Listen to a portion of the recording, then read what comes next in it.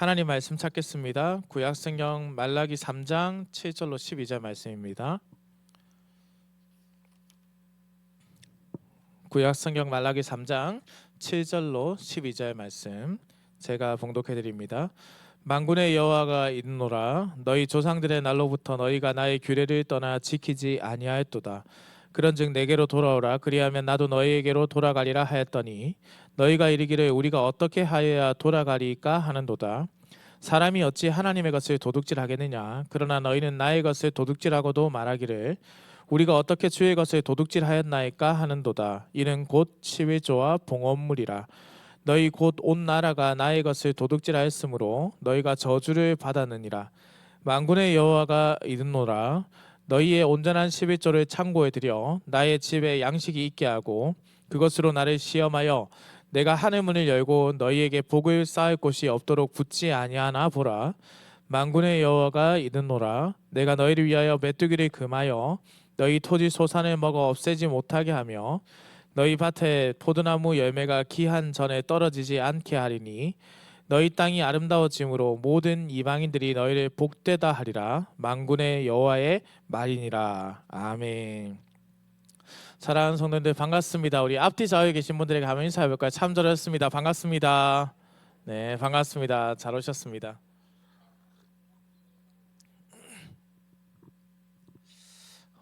오늘 본문 말씀인 말라기서는 구약 성경 제일 마지막에 있다라는 것 외에 다른 선지서들과 다른 좀 독특한 특징이 하나 있습니다. 뭐냐면요, 이 말라기 선지서에 보면은 말라기라는 선지자가 기록했다라는 명확한 또 선지자 이름이 등장하지 않고 말라기가 기록한 것이다 이렇게 돼 있지도 않고, 또 이제 언제 기록했는지 언제 활동했는지에 대한 어떤 시기적인 표현도 좀 등장하지 않습니다. 그래서 이런 것들을 뭐라고 하냐면 표제인데요, 그 1장에 보면 보통 이런 표제가 있는데 이 말라기서는 이런 표제가 없어요.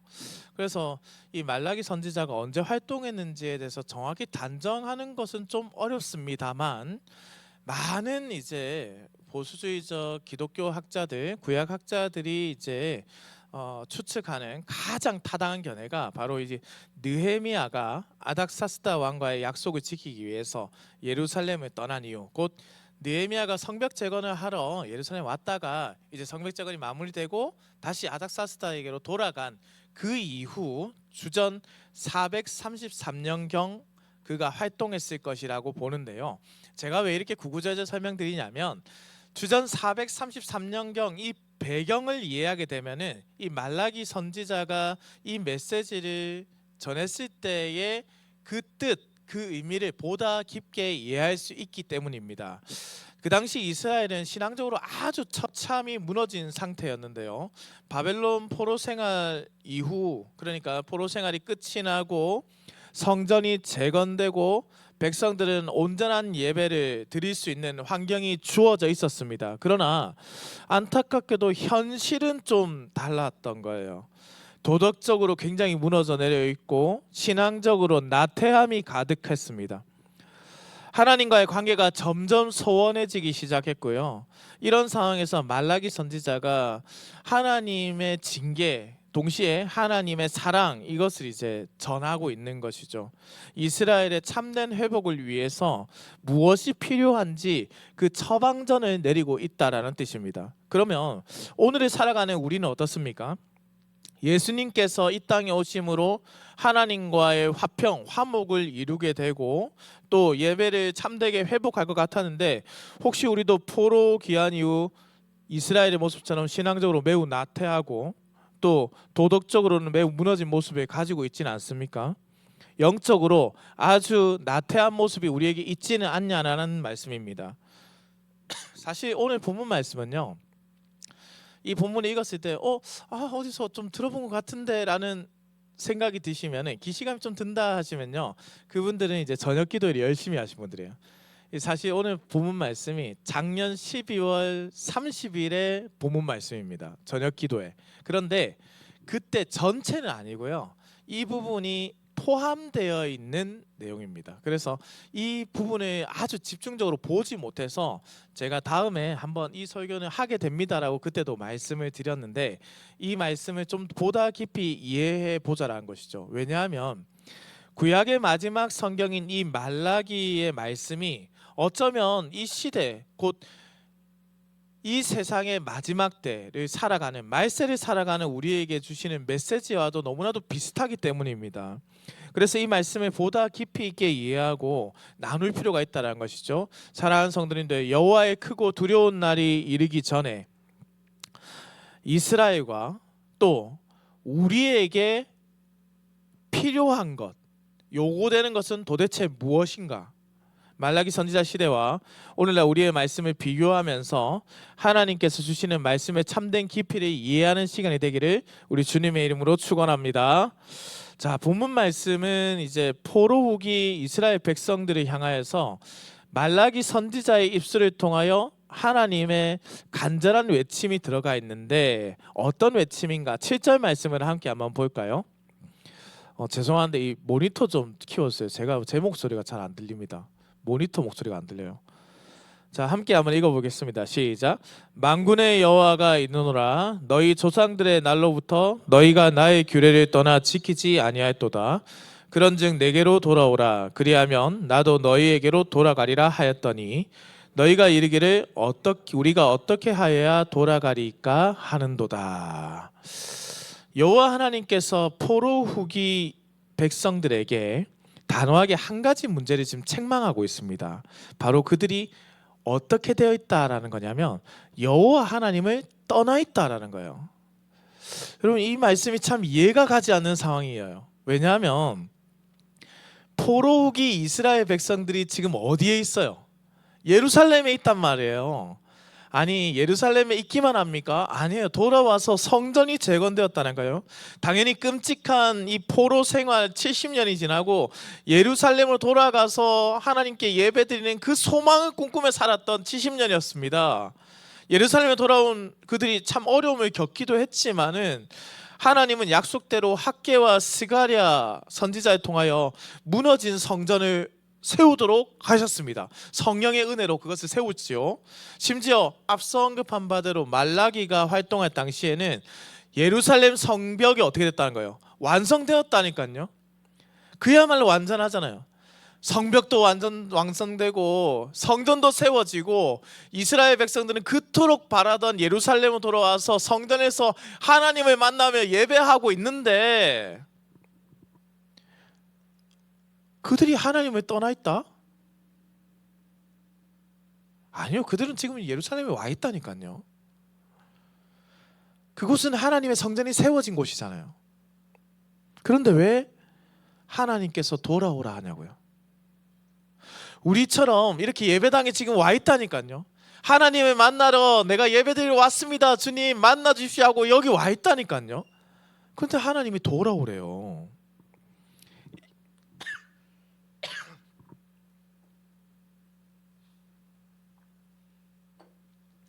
이 말씀을 잘 이해하기 위해서 우리가 7절 말씀을 좀 찬찬히 살펴볼 필요가 있습니다.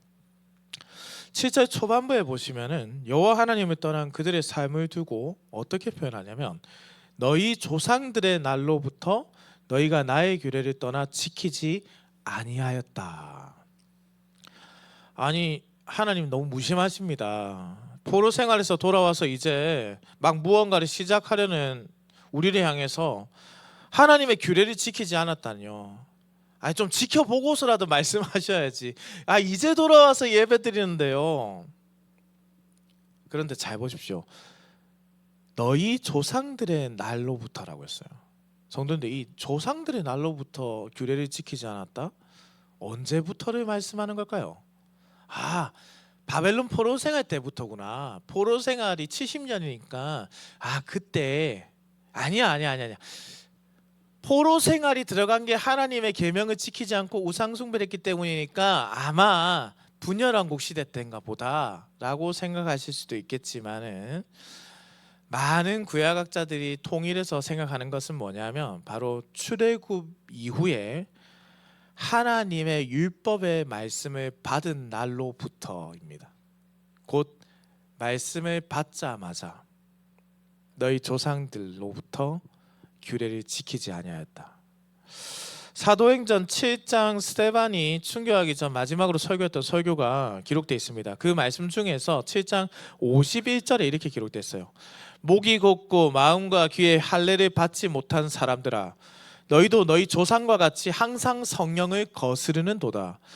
이 표현이 출애굽기와 신명기에 표현되어 있는 그 내용을 그대로 가지고 온 겁니다.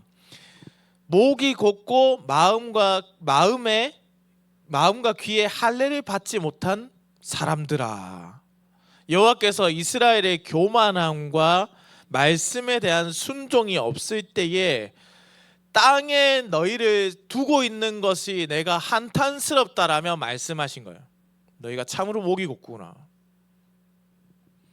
너희가 마음과 귀에 할례를 받지 아니하였다.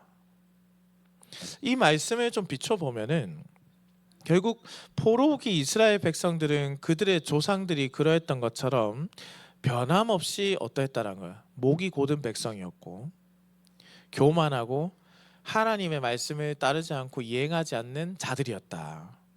하나님께서 이 우매하고도 어리석은 자들을 향해서 이렇게 말씀하시죠. 그런즉 내게로 돌아오라. 그리하면 나도 너에게로 돌아가리라. 하나님께서 이 말씀하신 이유가 뭐라고요? 당연히 백성들이 하나님께로 돌아오기를 바라는 마음이라는 거예요. 사랑하는데, 그런데 여기서 좀 재밌는 게 있습니다. 뭐냐면 히브리어 문법적 특징이 여기서 아주 신기하게 나타나는데요. 여기서 사용되는 히브리어 문법적 특징 중에 간접 권유형이라는 표현이 있는데요. 이게 뭐냐면 돌아오는 것이 이 말의 핵심이죠. 목적입니다. 그죠? 이 목적을 위해서 말씀하고 있지만 사실은 그것이 중요한 것이 아니라 이 목적을 통한 결과를 강조하는 말씀이에요. 곧 너희가 나에게 돌아오라. 그리하면 나도 너희에게로 돌아가리라. 뭐가 더 강조되어 있다고요? 돌아가리라. 하나님께서 너희에게로 돌아가리라는 것이 더 강조되어 있는 말씀입니다. 하나님께서 이스라엘에게로 돌아간다라는 것을 강조하는 말씀, 그들이 하나님께로 돌이키는 통하여 가장 중요한 것, 곧 하나님이 돌아오시겠다라는 말씀입니다. 내가 너희에게로 가리라. 내가 너희와 함께 하리라. 사랑하는 열린문교회 성도님들, 그래서 본문 7절의 말씀은요, 인간은 계속해서 반복하여 죄를 짓고 연약하다라는 것을 보여주는 것과 동시에 하나님은 변함없이 신실하시고 그들을 사랑하고 계시다는 것을 강조하는 말씀이에요. 난 영원히 너희와 함께하고 싶다. 너희가 나에게로 돌아오는 것 통하여 난 너희와 함께하고 너희와 사랑을 나누고 싶다라는 것을 계속해서 보여주는 말씀입니다. 하나님의 백성으로 부름받은 출애굽한 그들이 하나님의 말씀을 받았음에도 하나님이 없는 백성들처럼 살았습니다. 오늘 말씀처럼 하나님을 떠나 있었던 것이죠. 하나님은 이들에게 때로는요 채찍질도 하시고요, 때로는 복에 복을 더하시는 은혜도 내려주시고 걸음마를 할 때 잡아주시기도 했습니다. 다시 주께로 돌이키기를 바라시며 이끄시기도 하셨죠. 그러나 그들은 변함없이 죄를 범하고 반복적으로 하나님을 떠났습니다. 사랑하는 성도님들, 하나님께 돌아간다는 건 그럼 뭡니까? 하나님께로 돌아간다는 게 무슨 뜻인데요? 종교개혁자 칼빈은 이렇게 말합니다. 하나님께로 돌아가는 방법은 인간이 무엇을 할 수 있는지 혹은 자신이 무엇을 감당할 수 있는지를 찾는 것이 아닙니다. 하나님께 내가 어떠한 은혜를 입었는지, 그래서 하나님께 무엇을 해야 하는지를 떠올리는 것이다. 내가 어떠한 은혜를 입었는지를 깨닫는 것, 내가 어떠한 잘못을 저지르고 있는지를 깨닫는 것, 그래서 어떻게 해야 하는지를 알게 되는 것. 여러분, 이것을요 한글은 두 음절로 말하죠. 뭡니까? 회심, 회개라는 거예요. 이게 신약 성경에서는 회개라는 단어, 회심이라는 단어를 메타노이아라는 단어를 사용합니다. 그런데요, 이 메타노이아는 단순하게 후회하다라는 것과는 전혀 다른 뜻입니다. 이 메타노이아라는 단어에 대해서 알레스터 맥그라스는 신학자가 이렇게 말합니다. 메타노이아가 실제로 의미하는 바는 지성의 완전한 변화를 뜻합니다. 곧 정신을 돌이키는 것, 생각하는 방식과 방향을 근본적으로 조정하는 것, 그에 따라 새로운 방식으로 세계를 보고 새로운 방식으로 상상하고 새로운 세계 안에서 행하는 것이 메타노이아, 회개입니다. 곧 쉽게 말씀드려서 우리가 성경의 안경으로 세상을 보는 것, 예수 그리스도의 마음으로 행하는 것, 예수 그리스도의 세계를 보는 것, 하나님의 나라를 살아가는 것, 그것이 회개입니다. 이전과는 다른 삶을 살게 되는 것, 돌이켜 다시는 그 일을 행하지 않고 반복하지 않으며 새 일을 행하는 것, 그거의 회심입니다. 사랑하는 성도님들, 이스라엘 백성들이요, 우리처럼 이렇게 와서 예배하고 있어요. 근데 하나님은 돌아오래요. 그것은 물질적인 거리가 아니에요. 바로 마음과 마음의 거리감 때문이에요. 이 거리감이 생겼다고요. 하나님이 우리와 함께 하기 원하십니다. 그러니 우리 또한 하나님께로 돌아가야 한다는 거죠. 그 돌아감이 있을 때 하나님이 함께 하신다. 목이 곧은 백성처럼 살아가면서 변함없이 하나님을 떠나 있는 포로 후기의 어리석은 이스라엘을 우리가 답습하지 않기를 소망합니다. 그래서 하나님이 우리와 함께 하심을 느끼면서 누리면서 살아가시기를 소망합니다. 임마누엘, 하나님이 우리와 함께 하신다는 그 사실을 깨달으며 살아가시기를 소망합니다. 우리와 함께 하시는 하나님의 은혜를 믿으면서 오늘도 우리가 돌이켜서 하나님께로 돌아가 하나님이 우리와 함께 하시는 은혜를 누리기를 우리 주님의 이름으로 축원합니다. 하나님의 부르심에 응답하면서 이제 돌이키면 되죠. 그런데 백성들은요, 그걸 하지를 않아요. 오히려 하지 않고 하나님께 묻고 있습니다. 뭐라고 하냐면요, 우리가 어떻게 하여야 돌아가리까? 하나님, 돌아오라 하면서요, 우리가 어떻게 하면 그러면 돌아가겠습니까? 회개하면 되는데 묻고 있는 거예요. 네, 하나님께서 이 우리가 어떻게 하여야 돌아가겠습니까? 라고 뻔뻔하게 묻는 이 물음에 뭐라고 대답하시냐면, 사람이 어찌 하나님의 것을 도둑질하겠느냐라고 하십니다. 엉뚱하잖아요.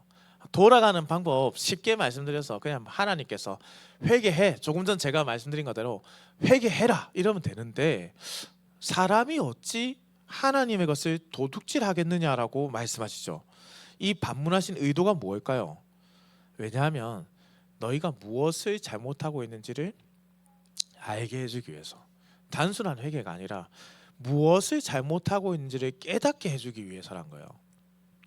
그들이 무엇을 잘못하고 있냐? 첫째, 뭐라고 합니까? 하나님의 것을 도둑질하고 있었다라는 것이죠. 하나님께서는 8절 후반절에 그 도둑질의 내용물이 무엇인지를 가르쳐 주는데 바로 11조와 봉헌물이다라고 했어요. 여러분, 한국교회 강단에서 그래서 이 말씀을 가지고 11조를 굉장히 강조합니다. 11조를 해야 합니다. 11조를 해야 합니다. 그러면 정말로 오늘 본문 말씀이 11조의 중요성을 강조하는 것일까요? 이를 알아보기 위해서 몇 가지 찾아보면 되는 거죠. 정말로 11조를 강조하는 말씀일까? 먼저 한번 생각해 보죠. 11조가 최초로 언급되는 곳들을 찾아보면 되는 것 아닙니까? 처음 11조가 언급되는 곳, 창출 레민신 중에 어디일까요? 에? 창세기, 출애굽기, 레위기, 민수기, 신명기 중에 어디일까요? 창세기입니다. 여러분, 이 창세기를 탁 떠올렸다면 아마도 저와 함께하는 킹덤 스토리를 굉장히 잘 들었다는 거죠. 그 킹덤 스토리에 창세기 14장에 등장하는 인물이 11조를 바칩니다. 누구일까요? 네 글자. 아브라함.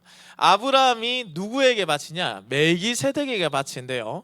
우리 고려신학대학원 원장님이신 기동현 교수님이 이 아브라함이 멜기세덱에게 11조를 바친 이유에 대해서 세 가지로 정리합니다. 첫째, 멜기세덱이 제사장이었기 때문이다. 두 번째, 멜기세덱이 아브라함을 축복하였기 때문이다. 셋째, 멜기세덱이 아브라함의 승리가 누구 때문이다? 하나님 때문임을 알려주었기 때문이다. 하나님 때문임을. 자, 그리고 그 다음에 창세기 28장에 등장하는 사람이 있습니다. 바로 야곱입니다. 야곱이 베델에서 여호와 하나님을 만나는 장면이 기록되어 있는데, 야곱이 하나님께서 야곱을 지켜주시고 무사히 돌아오게 하신다면 내가 10분의 1을 바치겠습니다 라고 서원하는 장면이 기록되어 있습니다. 이를 통해서 우리가 기억하는 것은 뭡니까? 11조란 뭐예요? 은혜를, 조금 전 멜기세덱이 아브라함의 승리가 하나님 때문이다라고 했을 때 은혜, 그 은혜를 뭐한다? 은혜에 대해서 감사의 예물로 드리는 것이 11조라는 거예요. 은혜의 감사. 그러면 창세기의 이 두 이야기 중에서 하나님께서 지켜주심에 대한 감사다라는 것이 선행돼야 됨을 배웠죠. 두 번째, 그러면 이 11조에 대한 규정 이유, 용도 한번 살펴볼 필요가 있죠. 율법 규정으로 11조가 처음 언급된 곳이 어디냐면 바로 율법하면 딱 떠오르는 성경 무엇입니까? 레위기죠. 레위기 27장 30절입니다. 그리고 그 땅의 10분의 1, 곧 그 땅의 곡식이나 나무의 열매는 그 10분의 1은 여호와의 것이니 여호와의 성물이라 라고 했습니다. 규정 이유가 명확하죠. 무엇 때문이라고요? 여호와 하나님의 것이기 때문입니다. 하나님의 여호와의 성물이다. 곧 여호와께 구별된 것이다. 그 주인이 누구다? 하나님이시다. 여호와 하나님이시다라는 걸 명확히 하고 있죠. 용도는 무엇이냐? 민수기 18장 21절 이하와 신명기 12장 12절 이하를 볼 수 있는데, 그 내용에 있어 민수기는 뭐라고 돼 있냐면 레위인과 제사장을 비롯한 성전 사역자들을 위해서 쓰인다. 신명기에는 가난한 이웃을 위해서 쓰인다라고 명시해 두었습니다. 그러면 이 의견을 모두 종합하면은 아유 너무 어려운데요 해서 제가 한 문장으로 만들어 뒀습니다. 이런 거죠. 11조란 무엇인가? 하나님의 은혜에 감사하며 드리는 여호와께서 구별하신 여호와의 성물입니다. 이는 성전 사역자들의 생활과 가난한 이웃을 구제하는 데 사용하는 하나님의 것입니다. 이게 11조의 정의인 거죠. 그런데요, 포로기 백성들이 이걸 안 한 거예요. 느헤미야 13장 10절 말씀을 보십시오. 내가 또 알아본즉 레위 사람들이 받을 몫을 주지 아니하였으므로 그 직무를 행하는 레위 사람들과 노래하는 자들이 각각 자기 밭으로 도망하였기로. 그들의 삶과 신앙에서 사라진 온전한 11조와 봉헌물로 인해서 성전 사역자들이 도망하였습니다. 성전 사역자들이 도망치고 나면은 제일 처음에 무너지는 게 뭐겠습니까? 제의, 곧 제사, 예배지요. 온전한 예배가 무너졌다는 거예요. 하나님의 것을 하나님께 돌려드리지 않았기 때문에 예배가 무너졌다는 거예요. 여러분, 그런데 이게 언제부터였다고요? 조상들의 날로부터. 그래서 사사시대 때 보면 갑자기 떠돌아다니는 레위 사람이 나타나고, 그죠? 이스라엘 백성들이 가난한 자들을 보면서 마음이 닫혀지고 인색해지기 시작합니다. 오히려 가진 자가 가지지 못한 자의 것을 더욱 빼앗는 일을 자행하기 시작합니다. 성경에서 이를 두고 뭐라고 하냐면 하나님의 것을 도둑질하였다라고 하죠. 그런데 이 일이 한 번 일어났느냐? 그렇지 않습니다. 히브리어 원어적 표현을 보면요, 지속적이고 반복적으로 일어났다라는 거예요. 하나님 앞에서, 하나님 나라에서 결코 있어서는 안 되는 일이 지속적이고 반복적으로 일어났다. 본문 9절 말씀은 이로 인해서 포로 후기 이스라엘이 하나님의 저주를 받게 되었다라고 기록하고 있죠. 그리고 이 저주는 그들의 삶에 있어서 매우 큰 고통으로 찾아왔습니다. 그러나 사실 그 누구보다 고통받은 분은 이스라엘이 아니라 여호와 하나님이시죠. 그들이 훔친 것은 하나님의 것이라고 말하고 있으나 실제는 하나님입니다. 왜냐하면요, 히브리 원어에서는 그들이 하나님의 것을 강탈하였다라고 기록되어 있지 않아요. 그들이 하나님을 강탈하였다라고 기록하고 있습니다. 하나님을 강탈하였다. 여러분, 무슨 뜻일까요? 무슨 뜻일까요? 제가 이 말씀을 딱 보는데 떠오르는 일이 있는 거예요. 제가 아버지가 과수원을 하고 계신데요, 철없을 때 제가 아버지께 이렇게 말씀드렸습니다. 아버지께서 돌아가시면 이 과수원을 파는데 이게 힘듭니다. 지금 팔고 여기 이 돈으로 교회를 세우시죠. 그 말이 교회를 세우시죠 하기 전에 뺨을 맞았습니다. 조 전에. 입을 빨리 막겠다라는 의지겠죠. 제 것도 아닌데 제가 결정을 하면서, 우리가 진짜 사랑하는 사람과 좋아하는 사람이 있는데 그 사람이 나의 물건을 가져가고 도둑질하면요, 물건을 가져간 것에서 물건이 아까워서 아픈 게 아니잖아요. 마음이 아픈 거예요. 하나님의 마음을 강탈한 거예요, 이들이.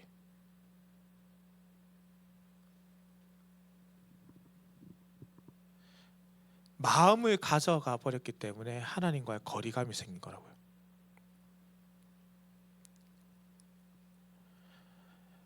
믿었던 사람에게 당하는 배신도 가슴이 찢어지게 아픈데,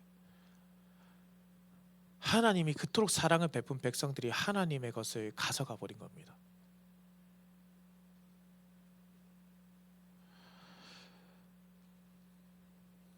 하나님의 진노가 그래서 그들에게 임하게 됩니다.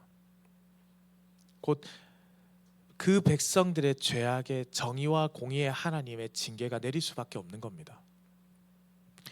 그런데 우리가 기억해야 될 것은, 하나님께서는 징계를 내리는과 동시에 심판은 항상 무엇이 따라온다라고 제가 강조해서 말씀드립니까? 구원이 따라온다는 거예요. 동전의 양면처럼 심판과 구원을 함께 하죠. 그래서 회복과 구원의 빛이 동시에 비칩니다. 그리고 오늘 말씀에도 동일하게 하나님께서는 징계로만 끝내지 아니하고 회복의 기회를 주시는데, 9절을 한 절 말씀 한번 보실까요? 너희가 저주를 받았느니라 라고 했어요. 재밌는 것은 여기서 너희가 하나님 말씀을 어겼으니까 앞으로 저주를 받을 거야가 아니죠. 하나님 말씀을 어겼으니까 너희가 지금 저주를 받았다라는 거예요. 받았다. 그리고 받고 있다라는 거예요. 이게 지금 받고 있다라는 겁니다. 이는 이스라엘이 말라기 선지자가 이 말씀을 선포할 그 당시에 하나님의 저주가 그들에게 이미 임했다라는 거예요. 그들의 잘못을 인해서 미래의 벌을 받을 것이기 때문에 지금 돌이켜, 이게 아니라 지금 너희가 과거로부터 저질러 왔던 그 죄로 인하여서 너희 가운데 저주가 임했다라는 거예요. 지금 이제야 이스라엘 백성들의 반응이 이해가 가죠. 앞서 7절에서 우리가 어떻게 하여야 돌아가겠습니까? 라고 하나님께 반문했던 모습은 실제 그들의 마음을 담아서 표현하자면 무엇입니까? 우리가 도대체 뭘 잘못해서 이러한 어려움을 겪습니까? 라는 거예요. 내가 포로생활 갔다 와서 성전도 지었습니다. 성전에서 주님께 예배도 드립니다. 아니, 뭘 잘못해서 내가 이 고통을 당해야 합니까? 그러면 도대체 그들이 뭐 어떤 고통을 당하고 있었길래 이렇게 투정하는 걸까요? 뭐 얼마나 어려워서.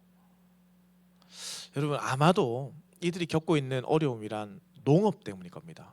농업. 11절 12절 말씀에서 그것을 추측할 수 있어요. 한번 보실까요? 만군의 여호와가 이르노라, 내가 너희를 위하여 메뚜기를 금하여 너희 토지 소산을 먹어 없애지 못하게 하며 너희 밭에 포도나무 열매가 기한 전에 떨어지지 않게 하리니 너희 땅이 아름다워짐으로 모든 이방인들이 너희를 복되다 하리라. 만군의 여호와의 말이니라. 메뚜기를 내가 금하겠다. 포도나무를 강건하게 해서 열매를 풍성하게 하겠다. 아름다운 땅으로 인해서 이방인들이 너희가 참 복을 받았다고 말하게 하겠다. 뭡니까? 다 농업이잖아요. 농사예요. 실제 이스라엘 백성들이 그 당시에 역사적 문헌을 찾아보면요, 포로 후기에 돌아와서 농사를 짓고 먹고 사는데 매우 큰 어려움을 겪고 있었습니다. 그리고 그 어려움이란 농사를 지을 때 필요한 것들 중에 한 가지가 크게 결여되었기 때문이에요. 성도님, 제가 그 아버지가 과수원하셔서 뭐 이렇게 제가 드리는 말 꺼드럭댄다 이렇게 느낄 수 있는데, 그게 아니라 농사를 지을 때 우리가 기본적으로 생각해도 필요한 것도 있잖아요. 따사로운 햇살, 그죠? 아름다운 또 옥토, 좋은 땅이 필요하죠. 그리고 반드시 필요한 게 있습니다. 무엇입니까? 비입니다. 비, 물이죠. 비가 내려야 됩니다. 지금도요, 가뭄이 심하게 들어서 비가 내리지 않으면 농사 짓기 굉장히 어렵습니다. 그런데 지금은요, 그나마 펌프로 물을 당기기도 하고 저장된 물이 나오기도 하지만, 이 당시에는 펌프 없어요. 아무것도 없어요. 하늘에서 비가 내리지 않으면 농사를 짓지를 못해요. 가뭄이 극심한 것이죠. 농사를 지을 때 꼭 필요한 영양분, 여러분, 비입니다. 비. 제가 그래서 이런 생각을 해본 적이 있거든요. 우리가 조선시대에도 비가 안 내리면 임금이 부도덕한 탓이라서 반드시 드렸던 그 제사가 있습니다. 무엇이죠? 기우제를 드립니다. 그래서 제가 전에 다 물었는데요, 기우제 드리면 비가 올까요, 안 올까요? 옵니다. 올 때까지 하거든요. 기우제는 올 때까지 합니다. 그래서 기우제 드리면 비가 반드시 옵니다. 그래서 조선시대 때 기우제 드리면 비가 온다라고 하는 게 올 때까지 하기 때문에 그런 거예요. 역사적으로 그 사람들이 검증이 된 거거든. 기우제 드려서 비가 옵니까? 그런 게 아니잖아요. 오랜 시간 작물이 죽고 가뭄이 극심해지니까 이 백성들이 불평과 불만이 폭주하기 시작한 겁니다. 그래서 생각하는 거죠. 하나님이 진짜 살아계시기는 한 건가? 하나님이 정말 우리 사랑하시기는 하는 건가? 아니, 도대체 하나님은 우리를 얼마나 미워하시길래 비를 내리지 않는 거야? 물을 왜 안 주실까? 여기저기 의문을 가지고 있는데 답을 찾지를 못해요. 이러한 문제에 답을 찾을 때는 원인을 찾아야 되는데, 원인이 자기에게 있는데 하나님께 있다고 생각하기 때문에요. 하나님이 왜 물을 안 주셔? 하나님 진짜 나쁜 분인 것 같아. 선하시지 않은 것 같아. 하나님께서 이러한 백성들에게 이스라엘과 세우셨던 언약을 다시 한번 기억나게 하시는 겁니다. 앞서 11조에 대한 규정과 용도에 대해서 레위기서와 신명기서에 기록되어 있다라고 제가 말씀을 드렸잖아요. 그런데 이 레위기서와 신명기의 구조가 매우 독특합니다. 레위기 26장에서는요, 하나님께서 언약을 세우시고 이스라엘 백성들이 그것을 잘 이행하면 복을 주실 것을 약속하고, 반대로 이행하지 않으실 때 저주를 내리겠다라는 약속의 말씀을 주셨어요. 그리고 이어서 27장에 보면 11조와 관련된 규례가 나타납니다. 그런데 신명기는요, 27장과 28장에서 가나안 땅에 들어가서 새로운 언약을 세운다, 새 언약에 대한 갱신, 언약 갱신과 그 언약을 지킴으로 인한 축복과 저주가 동일하게 기록되어 있습니다. 그리고 앞서 26장에 보시면은 11조의 내용이 기록되어 있어요. 여러분, 지금 이 내용을 한번, 그 영상을 한번 보십시오. 너무나도 의도적으로 11조와 관련된 내용이 언약과 관련된 사이에 들어가 있다는 거예요. 언약과 언약 사이에 11조가 들어가 있는 겁니다. 이것은 누가 봐도 의도적인 구성이라는 거예요. 이 내용이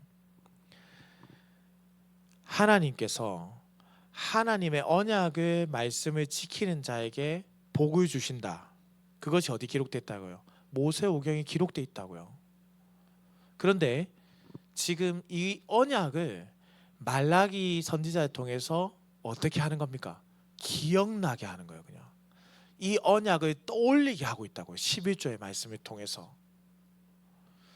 그러나 우리는 또 이렇게 생각할 수 있죠. 이제 여러분들이 현실적으로 느끼는 건데요. 아니, 목사님, 그러면 한번 목사님 제가 질문해 보겠습니다. 그럼 물질의 복음 받은 사람들은 그들이 정말로 뭐 하나님 말씀 너무 잘 지켜서 받은 겁니까? 아니, 11조 많이 내면 우리 삶의 물질의 복을 그러면 더 크게 주십니까? 목사님, 그러면 11조 많이 하라는 뜻입니까? 그러면 이전에 11조 관련해서 말씀한 거가 그거 아니라면서 그 뜻 아닙니까? 여러분 어떠세요? 이런 질문이 타당해 보이세요? 뭐 혹시 지금 하고 계셨습니까? 이런 질문이 실제로 있었습니다. 그래서 2014년에 미국의 대형 교회들이 하나의 캠페인을 벌였는데 뭐냐면 11조를 환불해 주겠다라고 캠페인한 거예요. 왜냐? 바로 본문 10절의 말씀 때문입니다. 만군의 여호와가 이르노라 너희의 온전한 11조를 창고에 들여 나의 집에 양식이 있게 하고 그것으로 나를 시험하여 내가 하늘 문을 열고 너희에게 복을 쌓을 것이 없도록 붙지 아니하나 보라. 여러분 11조 냈는데 하나님께서 물질적인 복을 주지 않았다? 헌금한 11조 우리가 돌려드리겠습니다. 지금 고개를 끄덕끄덕 하신 분들 계시네요. 여러분 혹시 다음에 정식으로 목사님 제가 11조 10년 내는 거 돌려주십시오 라고 하실 분들이 계실지 모르겠습니다만 우리가 한번 생각해 봐야 되는 건 이렇게 정말 직접적인 연결이 가능한가라는 것이죠. 왜냐하면 실제로 우리가 삶을 살 때 보면 악인들이 더 부유하게 사는 걸 보잖아요. 아니 더 번성하는 것도 보잖아요. 개인적인 욕심이나 목적을 가지고 11조 헌금 바르지 않다고 배웠잖아요. 앞서 11조가 어디에서 시작했다고요? 하나님의 은혜에 뭐 해서? 감사로 드리는 것이라고 했잖아요. 요구가 아니라. 그럼 이게 무슨 뜻입니까? 본문 연구하면서 케빈 제이 벤 휴저라는 구약학자의 구약적 신학적 해석이라는 책을 찾았는데요. 그 책에 이런 내용이 있습니다. 여기서 하나님께 의무를 다함으로써 부자가 된다 내지는 복을 받는다는 것을 말하고자 하는 것은 아닙니다. 근본적으로 11조는 하나님의 사랑에 대한 반응이지 결코 사랑을 얻어내기 위한 수단이 될 수 없습니다. 11조를 통해서 하나님을 시험해 보라는 말씀은 이전에 말씀하시고 언약을 세운 그 언약을 하나님께서 뭐 하신다? 반드시 지키신다. 그 하나님의 신실하심을 백성들로 하여금 뭐하게 하기 위해서, 기억나게 하기 위해서 이 말씀을 지금 주신 거라고요. 복받기 위해서 11조 해라가 아니라, 다시 말씀드리지만 11조 자체가 하나님께 감사로 드리는 하나님의 것이라는 것을 기억하면서 살아라고요. 신실하신 하나님을 기억하라고요. 우리는 이 말씀을 올바르게 이해해야 되죠. 열린문교회 성도님들, 하나님의 것을 강탈해서 무엇이 무너졌다고요? 예배가 무너졌습니다. 예배가 무너진 그 시대의 참상 앞에서 그들의 도덕적이며 윤리적인 삶도 무너지게 됩니다. 왜? 지난주 말씀을 드렸잖아요. 우리의 머리에 하나님의 진리의 말씀이 들어가고 가슴이 뜨거워지면은 무엇이 됩니까? 손과 발에서 나타나게 되는데, 예배가 무너지니까 어떠한 도덕적인 삶도 이루어질 수가 없는 거예요. 한국 교회가 타락했다고요? 예배가 온전하게 서지 않기 때문입니다. 성전에서 모양만 있는 예배가 아니라 자신의 삶을 통해서 드리는 예배도 무너졌다고요. 그런 자들에게 지금 말씀하시는 거예요. 이전에 너희의 조상들과 내가 이 언약을 세웠다. 너희가 나를 경외하고 나를 바르게 예배할 때 내가 너희에게 복을 내려주지 아니하나 보라. 과거에 주셨던 이 말씀을 상기시키는, 떠오르게 하는 거예요. 하나님께로 돌아오라는 말씀하고 똑같은 거예요. 그 율법의 말씀을 무엇이 잘못되었는지를 깨닫게 하여 회개하게 하기 위해서. 하나님께서는요, 포로오기 백성들한테 물질로서의 11조를 받고 싶은 게 아니에요. 온전한 11조를 받고 싶다고요. 그렇기 때문에 예수님께서도 형식으로만 채워진 11조를 바르지 않다라고 하셨잖아요. 마태복음 23장 23절입니다. 화 있을진저 외식하는 서기관들과 바리새인들이여, 너희가 박하와 회향과 근체의 11조는 들이되 율법에 더 중한 바 정의와 긍휼과 믿음은 버렸도다. 그러나 이것도 행하고 저것도 버리지 말아야 할지니라. 믿음 없이 보여주기식에 드리는 11조가 아니라 믿음이 바탕이 되는 것을 온전하게 주님께 드리라. 바로 그때 내가 약속한 대로 하나님을 경외하는 자에게 복을 주지 아니하나 보라. 그래서 10절 후반절에 이렇게 기록되어 있잖아요. 잘 보세요. 내가 하늘 문을 열고 너에게 복을 쌓을 것이 없도록 붙지 아니하나 보라. 여러분, 하늘 문이 열리고 부어진다. 이게 뭡니까? 하늘 문이 열리고 부어지는 것 뭐죠? 비잖아요. 비를 내려 가뭄을 없애고 너희의 곳간에 풍성하게 채워지는 은혜가 있지 아니할지 보라.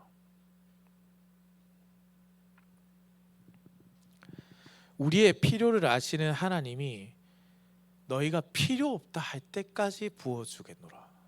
아니 그 이상도 부어주겠노라.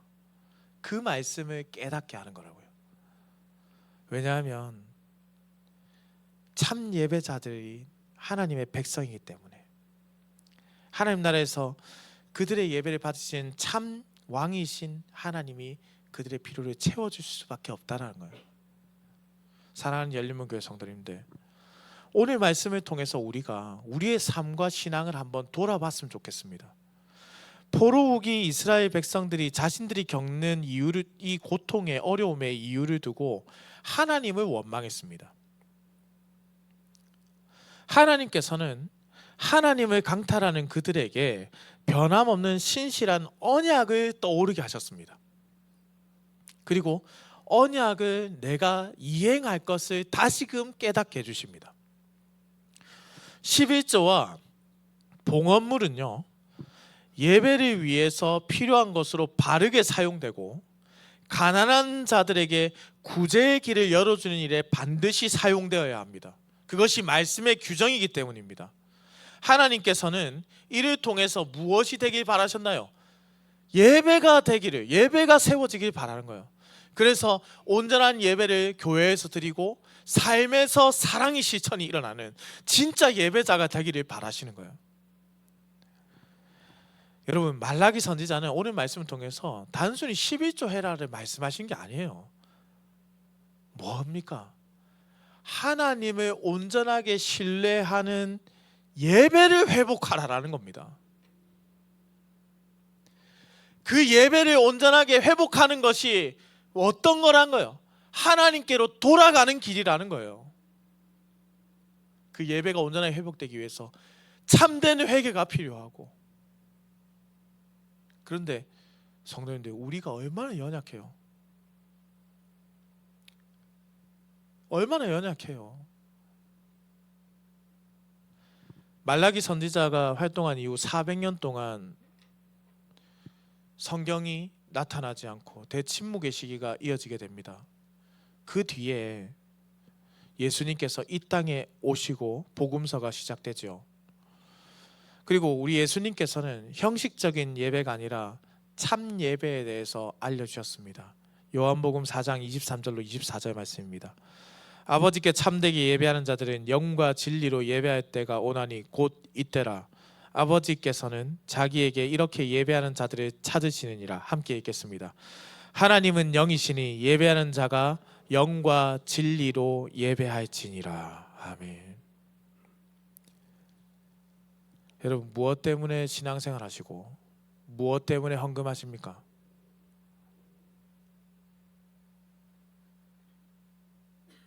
참된 예배를 드리기 위해서입니다. 여러분은 하나님께 지금 붙어 있습니까? 아니면 하나님과 너무 떨어진 곳에서 하나님께서 부르시며 돌아오라 외치는 곳에 거리감 있게 서 계십니까? 여러분, 이 시대는요, 내 것이 가장 소중하다라고 말하는 시대입니다. 돈을 왜 모으나요? 내가 쓰려고요. 내가 하려고요. 내가 유명해지려고요.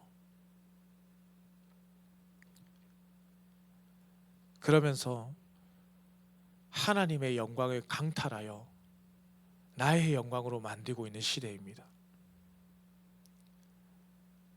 우리가 이 시간에 하나님께서 우리에게 말씀하시는 것에 반응하길 바랍니다. 돌아갑시다. 너무 늦은 것 같지만 이제라도 돌아갑시다. 그런즉 내게로 돌아오라. 그리하면 나도 너희에게로 돌아가리라. 하나님께로 돌아가 하나님이 복을 주시는 우리가 되어야 한다는 것이죠. 그 일을 위해서 우리 주 예수 그리스도께서 오신 겁니다. 이곳으로 오셔서 우리로 참된 예배를 할게 만드신 겁니다. 저 멀리 떨어져 있는 모양만 있는 예배가 아니라 마음을 다하여서 영과 진리로 드린 예배, 나의 시간, 나의 물질, 나의 생명을 드리는 예배를 우리 하나님이 원하시는 거예요. 사랑하는 열무교회 성도님들, 마음을 다하여 권면드립니다. 이제 우리가 하나님께로 돌아갑시다. 우리의 마음과 삶을 온전히 하나님께로 드립시다.